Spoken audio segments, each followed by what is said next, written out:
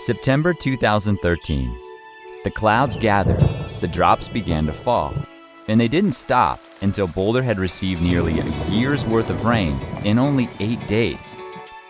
So were we prepared? What really happened? And what lies ahead?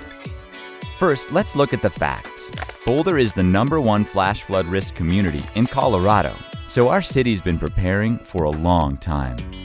It started back in 1910 when prominent planner Frederick Law Olmsted Jr. recommended that Boulder Creek be lined with a park, not buildings, to limit structural damage in case of a flood. Then in the 1950s, Gilbert F. White, the father of floodplain management, guided the city with his philosophy that flood mitigation should follow the natural environment. In the last 15 years alone, Boulder has spent more than $44.8 million on projects built on the blueprint of our community, such as scenic creekside bike paths that double as water channels during a flood. Now, you may be surprised to learn that the September 2013 storm wasn't the big flash flood we've been planning for, but it was a whole lot of rain. The National Weather Service called it a 1,000-year precipitation event, meaning there's only a 1 in 1,000 chance of this happening any given year. It was simply unprecedented. In 8 days, Boulder received more than 18 inches of rain. All 15 major creeks and 23 irrigation ditches flooded and overwhelmed our storm drainage and sanitary sewer systems. 14% of Boulder households were hit, causing $300 million in private property damage. And the destruction reached 15% of our paved paths, 34% of city parks, and 100% of open space trails.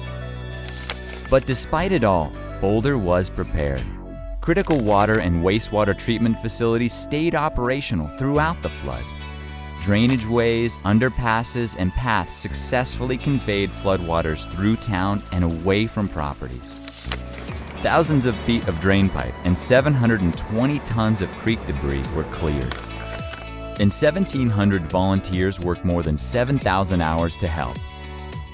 And now, as we look to the future, this flood has given us concrete data that helps us prioritize our efforts.